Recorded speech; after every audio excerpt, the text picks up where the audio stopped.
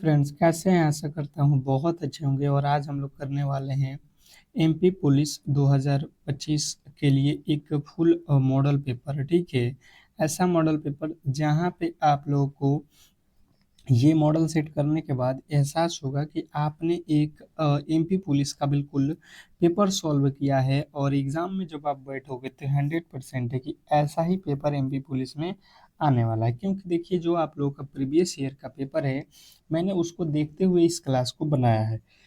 और 100% है कि यहाँ से प्रश्न आपके एग्जाम हॉल में आने वाला है। तो इसीलिए मैं चाहता हूँ कि आप इस क्लास को अंत तक देखना। क्योंकि देखिए, मॉडल पेपर है तो आपको कहीं पे भी जाने की आवश्यकता नहीं है। अर्थात रीजनिंग भी आपको मिल जाएगा, जीके भी मिल जाएगा, साइंस भी मिल जाएगा और मैथ भी मिल जाएगा। तो ये चारों ही सब्जेक्ट आपको एक जगह पर मिलेगा, एक ही क्लास में मिलेगा। और जितने प्रश्न आपके एग्जाम हॉल में पूछे जाते हैं रीजनिंग से, मैथ से, साइंस से, तो ये सारे के सारे टॉपिक बिल्कुल उतने ही उतने प्रश्नों के साथ हम लोग कवर करा रहे हैं। तो बिल्कुल ही आपको घबराना नहीं है और एक जगह से तैयारी कीजिए, 100% आपका सिलेक्शन होगा। और रीजनिंग सीखो आप लोगों के लिए फ्री में जो है क्लासेज, जब तक आपके एग्ज़ाम जो है समाप्त नहीं होगा, 30 जो है अक्टूबर तक क्लासेज देगा। और जो 30 दिन आपका है, अगर आपने 30 दिन क्लास कर लिया तो 100% है कि एक भी प्रश्न आप बाहर से नहीं देखोगे एग्ज़ाम हॉल में। लेकिन डेली ही क्लास करना पड़ेगा। ठीक है, तो चलिएगा, ज़्यादा समय नहीं लेंगे, क्लास को स्टार्ट करेंगे। और आपको बता दूं कि ये क्लासेज सुबह के 6 AM पे डेली ही प्रोवाइड होता है। और एक क्लासेज और चलता है, क्योंकि पेपर बहुत नज़दीक है, तो 2 PM पे भी एक क्लास इसी तरीके के हम कराएंगे। तो ये दोनों ही क्लासेज कर लेना, 100% आपका सिलेक्शन होगा। क्योंकि इसमें कुछ प्रश्न PYQ के भी मैंने रखा हुआ है, ताकि आपको ये भी अंदाज़ा लग जाए कि हाँ, ये प्रश्न बिल्कुल पूछा गया है। ठीक है, ऐसा ही पूछा जाता है। आपने PYQ इसके मॉडल पेपर भी देखा होगा, जो पिछले वर्षों का है, तो उससे भी आप अंदाज़ा लगा सकते हैं। चलिए, पहला प्रश्न आपके सामने है और बताने की कोशिश करेंगे सभी लोग कि इस प्रश्न के राइट उत्तर क्या होने वाला है। जैसे कह रहा है, अंतरिक्ष यात्री को, पहला प्रश्न आपके सामने है। साइंस के पहले प्रश्नों से स्टार्ट करेंगे और फटाफट से साइंस के जो है 25 प्रश्न करेंगे, फिर जीके के, फिर रीजनिंग के, फिर मैथ के। कि अंतरिक्ष यात्री को आकाश कैसा दिखाई देता है। क्वेश्चन आपके सामने है। पहला नंबर प्रश्न के राइट उत्तर आप लोग बताएंगे कि ए होगा, कि बी होगा, कि सी होगा, कि डी होगा। इस तरीके से आपके कमेंट बिल्कुल आने चाहिए। ये पूरे के पूरे वीवीआई प्रश्न हैं, 25 साइंस के। इसके आगे चलेंगे तो फिर रीजनिंग का मिलेगा, फिर मैथ का मिलेगा, फिर जीके जीएस। तो आप घबराइए मत, ये सब मेरे ऊपर छोड़ दीजिए और बिल्कुल आपका बेहतर स्कोर आने वाला है। तो काला जिन्होंने भी बताया उनका बिल्कुल राइट उत्तर है। नेक्स्ट प्रश्न देखिए, आप लोगों के सामने आ चुका है। और दूसरा प्रश्न कह रहा है कि वायुमंडल में O2 गैस की उपस्थिति क्या है। ये है O2। ठीक है, O2 गैस की उपस्थिति बतानी है। सभी लोग एक बार जो है इस क्लास को लाइक कर देंगे, क्योंकि देखिए, इतना मेहनत लगता है इस क्लास को बनाने में। आप भी समझ सकते हैं कि एक ही क्लास में ऑल सब्जेक्ट, वो भी इम्पोर्टेंट क्वेश्चन, एक मॉडल पेपर जहाँ पे आप लोगों के 100% सवाल जो है लड़ने की गारंटी दी जा रहा है। तो बहुत मेहनत किया जाता है इस जो है क्लास के ऊपर। तो इस पे कम से कम तो आप लोगों के लाइक जो है 200 बनने चाहिए। 200 लाइक अगर आप पूरा करते हैं तो हमारा मनोबल फिर से बढ़ेगा। तो हम इससे भी बेहतर आपके लिए जो है क्लासेज लाते रहेंगे। ठीक है, और आप लोग चैनल को सब्सक्राइब भी कर लीजिएगा, ताकि इस क्लास का नोटिफिकेशन आप लोग तक पहुंचता रहे। ठीक है, तो जिन्होंने बताया है कि यहाँ पे 21% है O2, तो बिल्कुल आप लोगों का राइट उत्तर हो जाएगा। ठीक है, नाइट्रोजन का बात किया जाए N2 का, तो ये होता है आप लोगों के वायुमंडल में 78%। ठीक है, नेक्स्ट प्रश्न, अगला प्रश्न देखिए, कह रहा है कि श्वेत रंग कितने रंगों की मेल से बनता है। श्वेत रंग कितने रंगों के मेल से बनता है। Question number 3। आपसे रिक्वेस्ट रहेगा कि आप हर एक प्रश्न के उत्तर कोशिश करिए देने का, क्योंकि जब आप एग्जाम हॉल में बैठोगे तो इन्हीं प्रश्नों के आप वहाँ पे सॉल्व करोगे। तो आप कोशिश करो कि यहाँ पे जो है इन प्रश्नों को एक बार सॉल्व कर दोगे, तो वहाँ पे जो आप लोगों का डर रहेगा वो बिल्कुल खत्म हो जाएगा। तो ये 7 रंगों से मिलकर बना होता है, ऑप्शन नंबर डी। नेक्स्ट प्रश्न की ओर चलेंगे और अगला प्रश्न आपके सामने है कि निकट दृष्टि दोष को दूर करने के लिए किस लेंस का उपयोग किया जाता है। अभी इसके आगे ये नहीं देखना है कि केवल यहाँ पे साइंस ही पढ़ाया जाएगा, नहीं, ऑल सब्जेक्ट आपको मिलेगा। अभी इसी क्लास में ऑल सब्जेक्ट देखने को मिलेगा, आप केवल लास्ट तक देखिए। तो निकट दृष्टि दोष को दूर करने के लिए किस लेंस का प्रयोग किया जाता है, अगर ये प्रश्न आपसे एग्जामिनर पूछेगा तो आपको कहना है कि ये तो उत्तर अवतल लेंस का हम लोग प्रयोग करते हैं, ऑप्शन नंबर बी अवतल लेंस। निकट दृष्टि दोष अवतल लेंस याद रखना है, यानी कि दूर के लिए क्या हो जाएगा, दूर के लिए किसका उपयोग करेंगे, उत्तल लेंस का, ठीक है। नेक्स्ट प्रश्न, अगला प्रश्न देखिए, कह रहा है कि पुरुषों का जो है लिंग गुणसूत्र होता है, पुरुषों में जो लिंग गुणसूत्र होते हैं वो कौन कौन होते हैं, ये आप लोगों से पूछ लिया है। क्वेश्चन नंबर 5वें का राइट उत्तर सभी लोग बताएंगे। बिल्कुल ये 10 लेवल क्लास 10th लेवल के ही प्रश्नों को रखा हुआ है, क्योंकि आपका जो सिलेबस है उसमें बताया गया है। तो पुरुषों में एक्स और वाई दोनों होते हैं, ऑप्शन नंबर बी। जबकि स्त्री में केवल क्या होता है, एक्स और एक्स होता है, तो ये भी आप लोगों को ध्यान रखना है। नेक्स्ट प्रश्न कह रहा है कि प्रकाश के अपवर्तन के दूसरे नियम को क्या कहते हैं, प्रकाश के अपवर्तन का जो दूसरा नियम है उसको हम लोग क्या बोलते हैं। क्वेश्चन नंबर 6 के राइट उत्तर बताएंगे सभी लोग। क्वेश्चन नंबर 6, बात किया जाए 6वें नंबर प्रश्न का, तो जो भी मेरे दोस्त बता रहे हैं ये स्नेल के नियम कहा जाता है। आप प्रकाश के अपवर्तन के दूसरे नियम को स्नेल के नियम भी कह सकते हो। नेक्स्ट प्रश्न कह रहा है कि मनुष्यों में कितने गुणसूत्र पाए जाते हैं, मनुष्यों में गुणसूत्रों की संख्या कितनी होती है, ये प्रश्न में पूछा गया है। क्वेश्चन नंबर 7, 7वें नंबर प्रश्न का बात किया जाए तो यहाँ पे आप लोगों के फटाफट से उत्तर आना चाहिए कि ये तो होता है आप लोगों के 46 गुणसूत्र, ठीक है। और जोड़ा में पूछेगा, जब जोड़ा कहेगा तो जोड़े में जो है आप लोग को बताना है 23 जोड़े, ठीक है। चलिएगा, नेक्स्ट प्रश्न कह रहा है कि एल्केन का जो है सामान्य सूत्र क्या होता है, एल्केन का जो है सामान्य सूत्र क्या होता है, फटाफट से आप लोगों के जवाब आना चाहिए। एल्केन का सामान्य सूत्र, तो बात किया जाए एल्केन का सामान्य सूत्र का, तो जिन्होंने बताया है CnH2n+2, तो बिल्कुल राइट उत्तर है। क्या होता है, CnH2n+2। तो इस तरीके से आप लोग को ये बिल्कुल याद रखना है। नेक्स्ट प्रश्न कह रहा है यहाँ पे कि अम्लीय वर्षा का पीएच मान कितना होता है, अम्लीय वर्षा का पीएच मान कितना होता है। तो देखिए यहाँ पे आप लोगों को लिख लेना है 7 से कम, जो है आप लोगों के एक ऑप्शन चाहिए कम, 7 से कम। तो अम्लीय वर्षा का पीएच मान हम लोग 7 से कम बताएंगे, ठीक है, ऑप्शन नंबर डी। नेक्स्ट प्रश्न की ओर चलेंगे और अगला प्रश्न कह रहा है कि यहाँ पे पीएच स्केल द्वारा अगर किसी बिलियन का मान 0 से 7 के बीच हो तो क्या होगा, अगर किसी बिलियन का पीएच मान 0 से 7 के बीच में हो, तो देखिए 0 से जब 7 के बीच हो और 7 से जो है 14 हो, तो जब 0 से 7 के बीच में होगा तो इसको बोलेंगे अम्ल। और अगर जो है 7 से 14 के बीच में होगा तो उसको बोलते हैं क्षारीय, ठीक है। तो ये दोनों ही आप लोग को याद रखना है। अम्ल किसको बोलेंगे, तो 0 से 7 जो होते हैं उसको बोलेंगे, 0 से 7 के बीच में, या 2 हो जाएगा, 3 हो जाएगा, 5 7 5 6, ये कुछ भी रहेगा तो अम्लीय में आएगा, जबकि 8 9 10 ये 14 तक ये क्षारीय में चला जाएगा, ठीक है।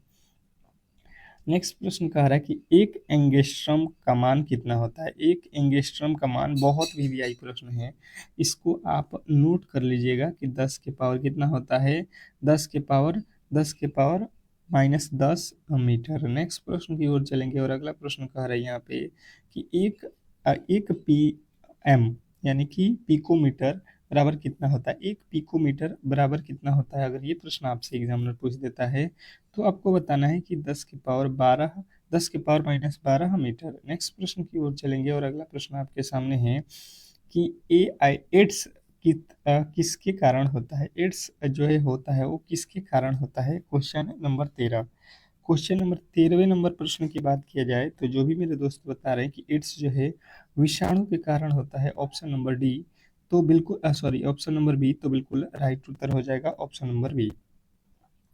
नेक्स्ट प्रश्न कह रहा है यहाँ पे कि विद्युत धारा मापने में किसका उपयोग होता है, विद्युत धारा मापने में किसका उपयोग होता है।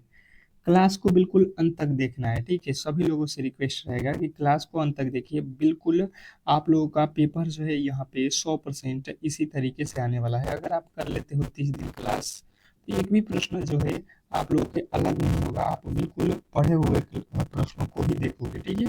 तो विद्युत धारा इमीटर आपको याद रखना है। नेक्स्ट प्रश्न कह रहा है कि मानव नेत्र में किस प्रकार का लेंस पाया जाता है। मानव नेत्र में किस प्रकार का लेंस पाया जाता है। तो हम लोग का जो नेत्र है उसमें तो उत्तल लेंस जैसा व्यवहार करता है, यानी उत्तल लेंस है। ऑप्शन नंबर ए जो है हम लोग का बिल्कुल राइट उत्तर है। नेक्स्ट प्रश्न कह रहा है कि क्षारीय विलयन का पीएच मान कितना होता है।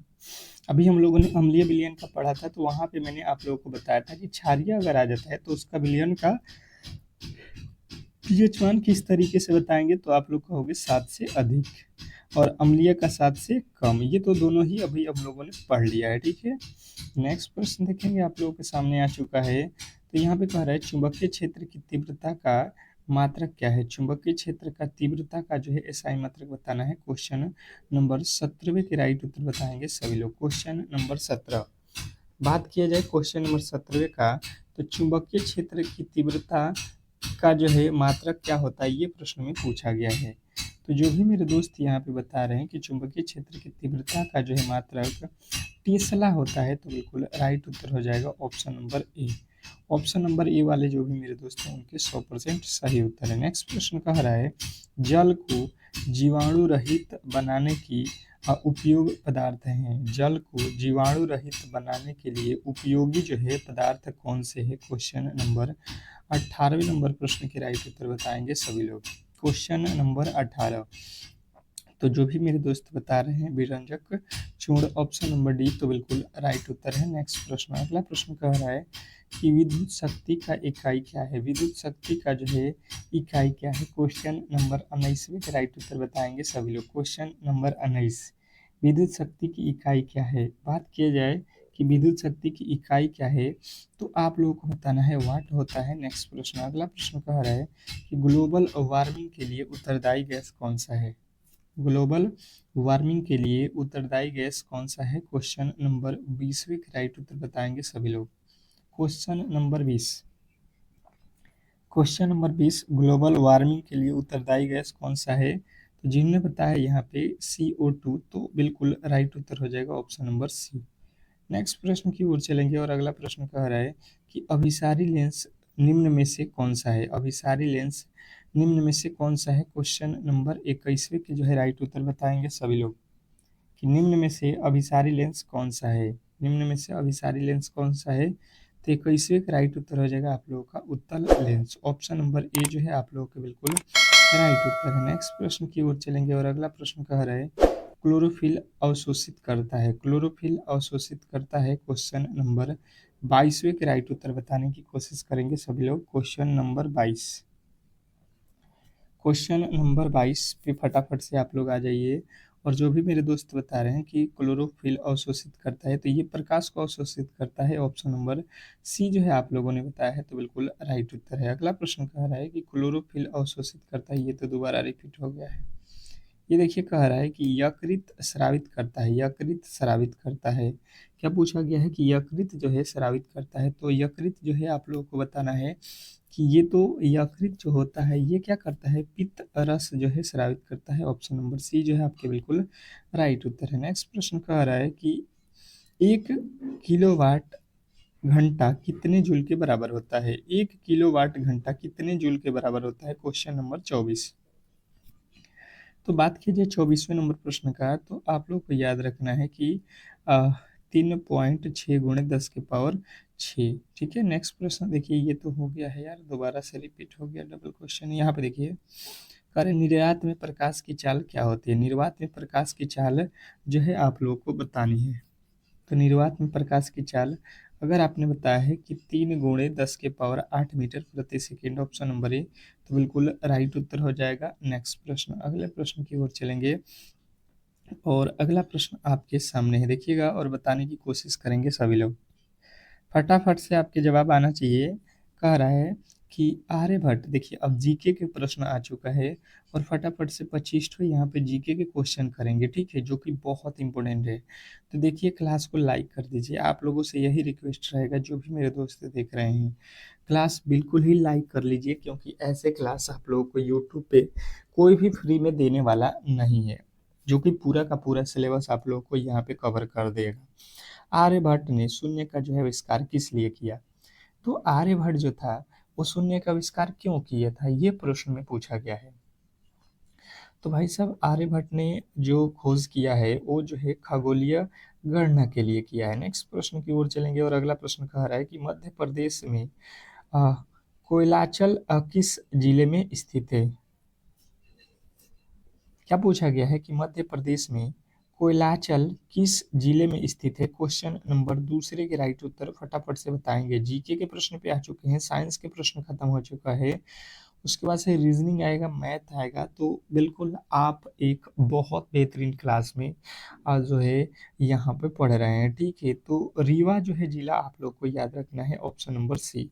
नेक्स्ट प्रश्न की ओर चलेंगे और अगला प्रश्न कह रहा है कि भारतीय संविधान के किस अनुच्छेद में आपातकाल का जो है प्रावधान है? भारतीय संविधान के किस अनुच्छेद में जो है आप लोग को बताना है कि आपातकाल का प्रावधान है? Question number 3। बात किया जाए क्वेश्चन नंबर तीसरे का, तो राइट उत्तर बताने की कोशिश करेंगे। भारतीय संविधान के किस अनुच्छेद में आपातकाल का प्रावधान है? तो तीसरे नंबर प्रश्न में जो है राइट उत्तर आप लोग को बताना है कि 368।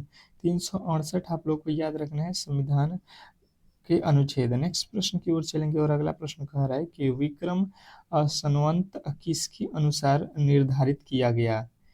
विक्रम संवत किसके अनुसार निर्धारित किया गया? Question number 4। क्वेश्चन नंबर चौथे के राइट उत्तर बताने की कोशिश करेंगे सभी लोग। विक्रम संवत किसके अनुसार जो है निर्धारित किया जाता है? तो चौथे नंबर प्रश्न के जो राइट उत्तर है आप लोग को बताना है सूर्य कैलेंडर द्वारा। सूर्य कैलेंडर, ऑप्शन नंबर बी जो है आपके बिल्कुल राइट उत्तर है। नेक्स्ट प्रश्न कह रहा है कि किस राज्य का शहर हाईवे ऑफ हेरिटेज कहलाता है? किस राज्य का शहर हाईवे ऑफ हेरिटेज कहलाता है? Question number 5। पांचवें नंबर प्रश्न के राइट उत्तर बताने की कोशिश करेंगे सभी लोग। तो जो भी मेरे दोस्त यहाँ पे बता रहे हैं कि ग्वालियर को कहा जाता है, तो बिल्कुल राइट उत्तर हो जाएगा ऑप्शन नंबर सी। नेक्स्ट प्रश्न कह रहे हैं यहाँ पे कि भारत का पहला उपग्रह आर्यभट्ट किस वर्ष लॉन्च हुआ? भारत का पहला जो है उपग्रह आर्यभट्ट कब जो है लॉन्च हुआ? क्वेश्चन नंबर छठे के राइट उत्तर बताने की कोशिश करेंगे सभी लोग। क्वेश्चन नंबर 6 पे आ गए हैं हम लोग और जो भी मेरे दोस्त बता रहे हैं कि 1900 जो है 75, ऑप्शन नंबर बी तो बिल्कुल राइट उत्तर है। नेक्स्ट प्रश्न कह रहा है कि बेतवा नदी कौन सी नदी की सहायक नदी है? बेतवा नदी कौन सी नदी की सहायक नदी है? Question number 7। Question number 7। Question number 7 बताएंगे सभी लोग। क्वेश्चन नंबर 7 बताएंगे सभी लोग कि बेतवा नदी किस नदी की सहायक नदी है? बेतवा नदी किस नदी की सहायक नदी है? तो जो भी मेरे दोस्त बता रहे हैं कि ये तो गंगा नदी की सहायक, सॉरी, बेतवा नदी किसका है? यमुना का। ऑप्शन नंबर बी जो है आप लोग को बताना है, यमुना नदी। नेक्स्ट प्रश्न की ओर चलेंगे और अगला प्रश्न कह रहा है कि समाजवादी युद्ध शब्द का प्रयोग सबसे पहले किसने किया? समाजवादी युद्ध शब्द का प्रयोग सबसे पहले किसने किया? देखिए समाजवादी युद्ध शब्द का प्रयोग का बात किया जाए तो सबसे पहले कौन किया है? Karl Marx. Karl Marx, option number A वाले जितने भी मेरे दोस्त हैं उनके 100% सही उत्तर हो जाएगा। नेक्स्ट प्रश्न की ओर चलेंगे और अगला प्रश्न आपके सामने है, बताने की कोशिश करेंगे सभी लोग। कह रहा है कि नागरिक सुरक्षा दिवस कब जो है मनाया जाता है? नागरिक सुरक्षा दिवस कब मनाया जाता है? क्वेश्चन नंबर 9 पे आ चुके हैं और आपको अगर इसका उत्तर मालूम है तो फटाफट से कमेंट बॉक्स में बताते रहिएगा, ठीक है। क्या पूछ लिया है आप लोगों से कि नागरिक सुरक्षा दिवस कब मनाया जाता है? तो 9वें नंबर प्रश्न का बात की जाए तो जिन्हें बताया है 1 जुलाई, तो बिल्कुल राइट उत्तर हो जाएगा ऑप्शन नंबर बी। नेक्स्ट प्रश्न की ओर चलेंगे और अगला प्रश्न कह रहा है कि भारतीय संसद का किस घर में निरूपण अधिक शक्ति करता है? भारतीय संसद किस घर में निरूपण अधिक शक्ति रखता है? तो बात किया जाए 10वें नंबर प्रश्न का, तो ये तो लोकसभा हो जाएगा ऑप्शन नंबर ए जो है आप लोगों के बिल्कुल राइट उत्तर हो जाएगा, जो भी मेरे दोस्त बता रहे हैं ऑप्शन नंबर ए। नेक्स्ट प्रश्न कह रहा है कृषि आधारित जीडीपी में सबसे अधिक जो है योगदान किसकी होती है? कृषि आधारित जीडीपी में सबसे अधिक योगदान किसका होता है? Question number 11। बात किया जाए क्वेश्चन नंबर 11वें का, तो राइट उत्तर सभी लोग बताएंगे।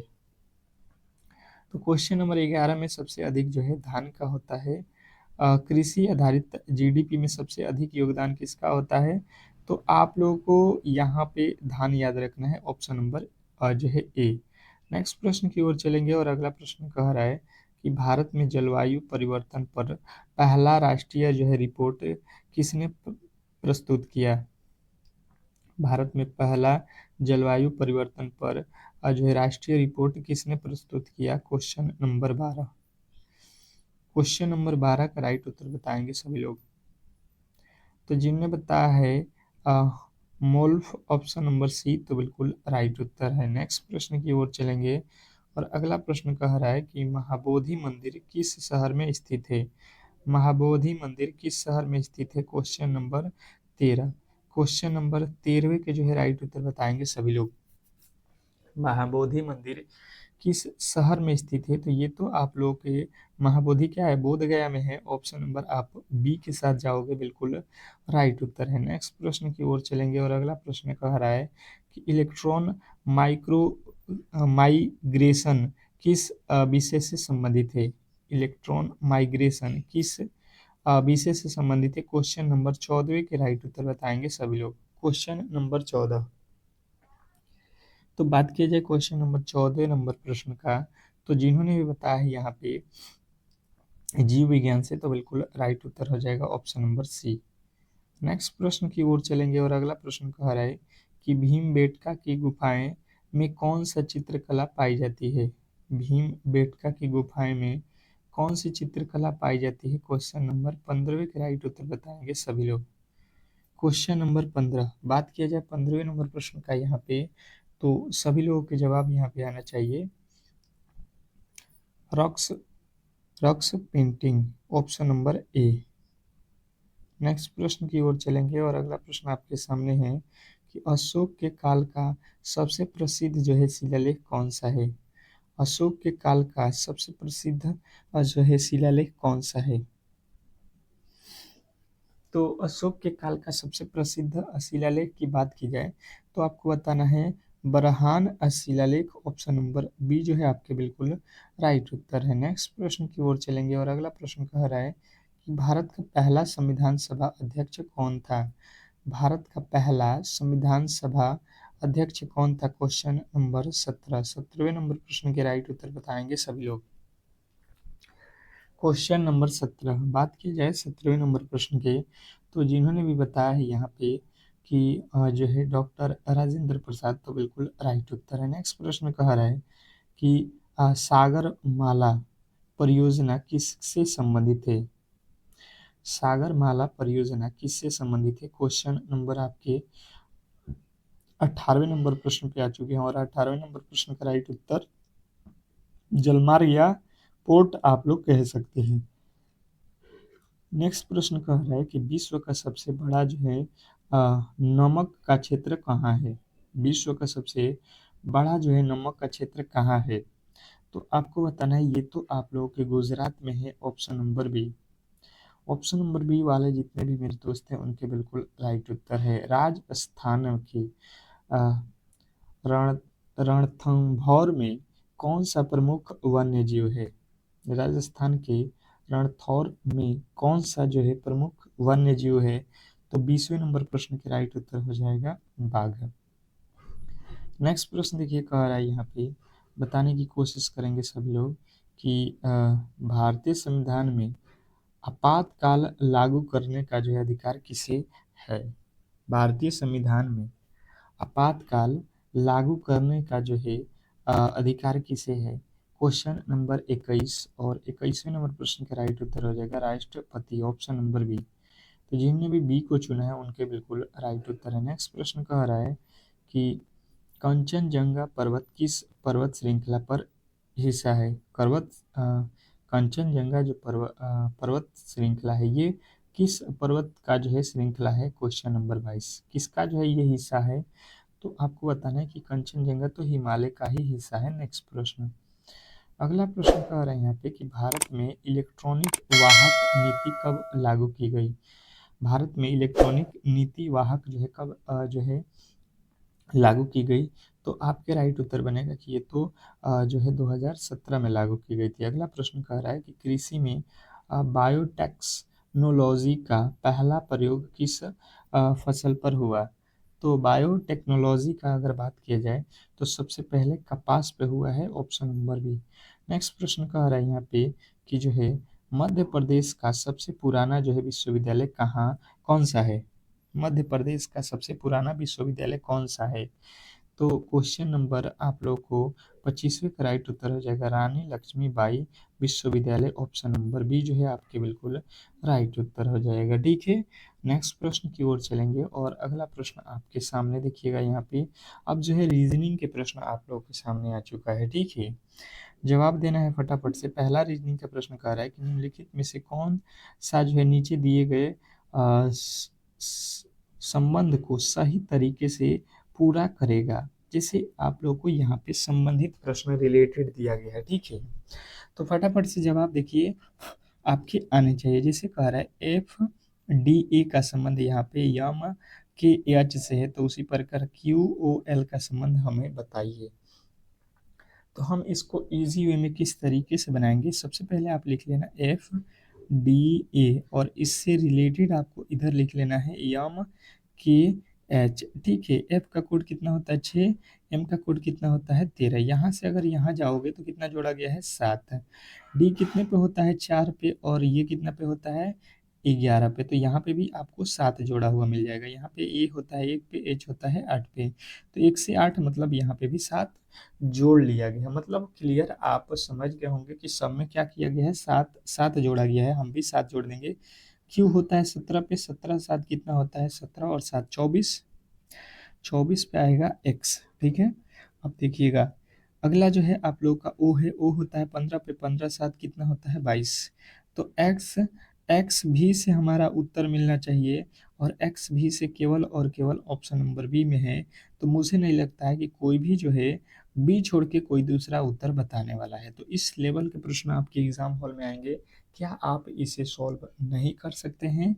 बिल्कुल कर सकते हैं। थोड़े से आप लोग अच्छे तरीके से आज जो है इन प्रश्नों को रिवीजन कर लीजिए, जो कि डेली ही क्लास में मिलेगा। श्रृंखला में से अनुपस्थित पद ज्ञात कीजिए। श्रृंखला में से अनुपस्थित पद ज्ञात कीजिए। क्लास को यार लाइक नहीं किए हो, इतना बेहतर क्लासेज अगर आपको कोई फ्री में दे रहा है, जहाँ पे ऑल सब्जेक्ट आपको फ्री में पढ़ा दे, वो भी बेहतरीन जो है एक पेपर के माध्यम से, तो बिल्कुल आपको जो है इस क्लास का सपोर्ट करना चाहिए और इस क्लास को थोड़ा शेयर भी कर देना चाहिए, जो भी मेरे दोस्त इस क्लास को देख रहे हैं। ठीक है, तो बात किया जाए श्रृंखला में अनुपस्थित पद जो है हमें पूछा जा रहा है, तो देखिए सबसे पहले हम देखेंगे कि यहाँ पे जो है ये श्रृंखला दिया क्या है। 3 से 7 हो गया, 7 से 13, 13 से 21, 21 से 31, तो 31 के बाद यहाँ पे पद हम लोगों से पूछा जा रहा है कि क्या होने वाला है।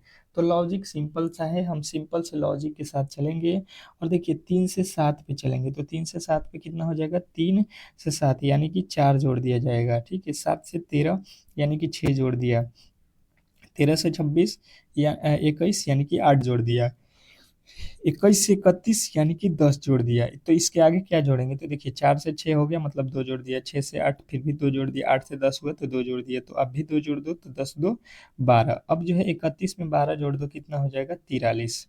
और अगर आपने 43 को चुना है, अगर आपने 43 को चुना है जो कि ऑप्शन नंबर सी में दिया है, तो बिल्कुल राइट उत्तर है, इसमें किसी तरीके के डाउट नहीं होना चाहिए। ठीक है, नेक्स्ट प्रश्न की ओर चलेंगे और अगला प्रश्न आपके सामने है।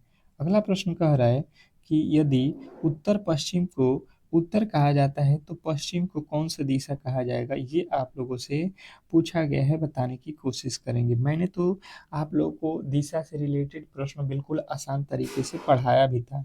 जैसे सबसे पहले आप दिशा बना लो, फिर जो है इसके उत्तर आप देते रहना, ठीक है। तो ये होता है उत्तर, ये होता है दक्षिण, ये होता है पूरब, और ये होता है आप लोग का पश्चिम, यही होता है। अब इसमें अब जो है एक और लॉजिक आपको ध्यान देना है कि एक जो है लकीर यहाँ से होता है और एक लकीर यहाँ से हो जाता है, ठीक है। इसको क्या बोलते हैं, तो उत्तर और पश्चिम बोलते हैं। इसको क्या बोलते हैं, उत्तर पूरब बोलते हैं, ठीक है। और इसको क्या बोलते हैं, दक्षिण पश्चिम बोलते हैं। और इसको क्या बोलते हैं, दक्षिण पूरब, दक्षिण पश्चिम इसको बोलते हैं, ठीक है। ये पूरे के पूरे दिशा हो गए। इसने कहा कि उत्तर पश्चिम, उत्तर पश्चिम देख लो कहाँ है, उत्तर पश्चिम यहाँ पे है, ठीक है, यहाँ पे। इसको बोल रहा है कि उत्तर है, यानी कि जो यहाँ पे उत्तर है वो तो यहाँ पे आ गया, ठीक है। अब देखिए क्या बोला जा रहा है कि तो पश्चिम को क्या कहा जाएगा, पश्चिम कहाँ है, पश्चिम, पश्चिम यहाँ पे है, तो इसको क्या कहा जाएगा। तो देखिए यहाँ से देखिए आप, ये जो है उत्तर यहाँ था, तो उत्तर को ये कह रहा है, ठीक है। तो आप पश्चिम को क्या कहोगे, पश्चिम को देख लो, पश्चिम को क्या बोलोगे, तो पश्चिम जो है, पश्चिम आपका, पश्चिम को क्या कहा जाएगा, तो पश्चिम घिसक के कहाँ जाएगा, एक स्टेप इधर जाएगा, तो इसको बोलेंगे कि दक्षिण पश्चिम, दक्षिण पश्चिम। यहाँ पे क्या होगा, दक्षिण पश्चिम होगा। यहाँ पे जो है ऑप्शन में दक्षिण पश्चिम होना चाहिए, ठीक है, दक्षिण पश्चिम होना चाहिए, ठीक है। इसको सुधार कर लीजिएगा। नेक्स्ट प्रश्न देखिएगा, कह रहा है यहाँ पे कि जो है विनीता और जो है निकिता बहनें हैं। विनय निकिता के पिता की बहन का बेटा है। तो विनय का विनीता से क्या संबंध है, विनय का विनीता से क्या संबंध है। तो देखिए सिंपल सा लॉजिक है। सबसे पहले आप देख लो, विनीता, विनीता को मैं लिख देता हूँ भी से, ठीक है। विनीता को मैं लिखता हूँ भी से, ये हो गया विनीता। और इसका संबंध किससे है, निकिता से। ये दोनों बहन है, ठीक है, ये दोनों क्या है, बहनें हैं, तो बहनें हैं ये, ठीक है। और विनीता निकिता के पिता की बहन का बेटा है। विनय, सॉरी, विनय विनीता के निकिता के, निकिता ये हो गए, इसके यहाँ पे कौन हो गए, फादर हो गए। फादर के कौन है, बहन। फादर के यहाँ पे कौन हो जाएंगे, सिस्टर का बेटा जो है कौन है, तो विनय है, ठीक है, विनय, ये हो गया विनय। तो अब बोला जा रहा है कि विनय का विनीता से, तो इसका जो है, इससे जो है आपको देखना है कि ये कौन है। तो देखिए इसका ये कौन होगा, फादर। जब ये दोनों बहन है तो इसके फादर, तो यानी कि इसके भी फादर है। इसके फादर, फादर की बहन कौन होती है, बुआ। और बुआ का बेटा क्या हो जाएगा, बुआ का बेटा यानी कि फुफेरा भाई। ऑप्शन नंबर जो है आपका डी में दिया गया है। नेक्स्ट प्रश्न, अगला प्रश्न कह रहा है कि उस विकल्प आकृति को चुने जो नीचे दी गई आकृति पैटर्न को पूरा कर सकता है, ठीक है, पूरा करना है। जो दिए गए रिक्त स्थान को जो है घुमाने की अनुमति नहीं है। अब जो है इसको बनाने की कोशिश करेंगे। तो देखिए सबसे पहले सिंपल सा लॉजिक है कि आप सबसे पहले इन जो है टॉपिकों को देख लो। देखिए ये तो लकीर यहाँ से जाएगा और ये लकीर यहाँ से आ जाएगा, इस तरीके से हो जाएगा। यानी कि जो है हमारा जो है बॉक्स इधर से बनेगा। और ये जो है देखिए भाई साहब किधर बना दिया है, इधर कोना खींचा हुआ है। बिल्कुल गलत, कोना कहाँ पे होना चाहिए, इधर पे होना चाहिए, ठीक है, इधर से इधर होना चाहिए। तो अब देखिए, अब देखिए आप यहाँ पे इसके मुंह देखिए, इसके मुंह इधर है, इसके मुंह इधर है, और इसका मुंह इधर है, तो इसका भी मुंह इस तरीके से इधर होना चाहिए। इसका मुंह देख लीजिए इधर की तरफ है, बिल्कुल गलत। इसका भी मुंह इधर की तरफ है, बिल्कुल गलत। इसका मुंह देखिए घुमा हुआ है, तो बिल्कुल आप ऑप्शन नंबर सी के साथ जाओगे। नेक्स्ट प्रश्न देखिए, कह रहा है कि एक निश्चित कुट भाषा में जो है इसको ये लिखा जाता है, तो उसी कुट भाषा में लव को ये लिखा जाता है। तो एल का वैल्यू जो है हमें आप बताने की कोशिश करेंगे, ठीक है। एल का वैल्यू जो है आप मुझे बताओगे। तो हम क्या करेंगे, एल का वैल्यू निकालना है, तो सबसे पहले लिखेंगे WILD, WILD यह लिखा गया है। और इसके बदले लिखा हुआ है 3197। इसके अलावा क्या लिखा है, LOVE। इसको क्या लिखा हुआ है कि 2 3 4 और 8, ठीक है। अब यहाँ पे पूछा क्या गया है, सबसे पहले ये ध्यान देना है, लव का जो है, सॉरी, एल का जो है यहाँ पे पुट क्या होगा, एल का वैल्यू हमें निकालना है, ठीक है। तो अब जो है एल का वैल्यू निकालना है, तो सबसे पहले मुझे देखने में यहाँ पे ये समझ में आया, जो है एल यहाँ पे भी है और एल यहाँ पे भी है, मतलब ऊपर और नीचे दोनों में एल है, ठीक है। तो ऊपर और नीचे ऐसा संख्या लो जो दोनों में मिक्स हो, तो देखो यहाँ पे 3 है और यहाँ पे भी 3 है, ऊपर नीचे केवल 3 ही है ऐसा वर्ड जो ऊपर वाले में भी है और नीचे में भी है, यानी कि जो जब एल दोनों में है तो यहाँ पे भी दोनों में मिलना चाहिए, तो 3 जो है आपका बिल्कुल राइट उत्तर हो जाएगा। नेक्स्ट प्रश्न की ओर चलेंगे और अगला प्रश्न कह रहा है कि अ, समानुपात के बाईं ओर दिए गए शब्द के एक दूसरे के तर्क जो है नियम संबंध से संबंधित है, इसी तर्क के जो है आधार पर दिए गए विकल्प का जो है लुप्त पद जो है ज्ञात करना है, ठीक है। तो देखिए सबसे पहले देखिए ओडोमीटर लिखा हुआ है, इसका संबंध कह रहा है वाहनों की दूरी, तो बैरोमीटर से क्या होगा ये आप लोगों को बताना है। तो देखिए जो आप लोग देख रहे हो यहाँ पे, तो ये एनोलॉजी का प्रश्न है, ठीक है। और एनोलॉजी में लिखा हुआ है कि ओडोमीटर से क्या करते हैं हम लोग, वाहनों और जो चलती है गाड़ियाँ, वो दूरी बताता है कि कितने दूरी हम लोग चले गए हैं, ठीक है। उसी प्रकार बैरोमीटर किसका जो है बताता है, तो वायुमंडलीय दाब को बताता है। ऑप्शन नंबर ए जो है आपके बिल्कुल राइट उत्तर है। नेक्स्ट प्रश्न आज का देख लीजिए, कह रहा है कि यदि ए का अर्थ प्लस, बी का अर्थ गुणा और सी का अर्थ माइनस हो, तो डी का अर्थ यहाँ पे जो है भाग हो, तो निम्नलिखित समीकरण को जो है यहाँ पे ज्ञात करना है, यहाँ पे भागा है, ठीक है। अब जो है देखिए यहाँ पे लिख लीजिए 2, और बी का अर्थ क्या है, तो गुणा है, गुणे यहाँ पे हमें नहीं मालूम है कौन सा अक्षर है, तो मान लेते हैं एक्स है। और डी डी का अर्थ क्या है, तो डी का अर्थ भागा है, तो भागे 2, बराबर में कितना है आप लोगों को लिख लेना है 4, बी का अर्थ गुणे, गुणे कितना हो जाएगा आप लोगों का 3, फिर जो है 32 है, 3 नहीं 32, फिर डी डी का अर्थ क्या है, तो डी का अर्थ भागा, तो भागा लिखना है 8। अब इसी को बना दो, तो यहाँ पे देखो, तो ये हो जाएगा 2 में 2 गुणे एक्स, और भागा का मतलब होता है बट्टा, तो बट्टा कर लो यहाँ पे 2, और इधर कितना हल हल करेंगे तो हो जाएगा, ये भाग दे दो कितना हो जाएगा, तो 8 चौका 32, 4 हो जाएगा, ये 2 के पहाड़ में 2 मर्त में कट गया, तो 4 में 4 से गुणा कर देंगे, 4 चौका 16, एक्स का वैल्यू जो है 16 आ जाएगा, जो कि ऑप्शन नंबर सी में दिया गया है। तो आशा करता हूँ कि ये प्रश्न भी आपको बहुत अच्छे तरीके से समझ में आ गया होगा। तो आज के क्लास को हम लोग यहीं पे समाप्त करेंगे, और आप लोग बताइएगा कि ये क्लास आपको कैसा लगा, ठीक है।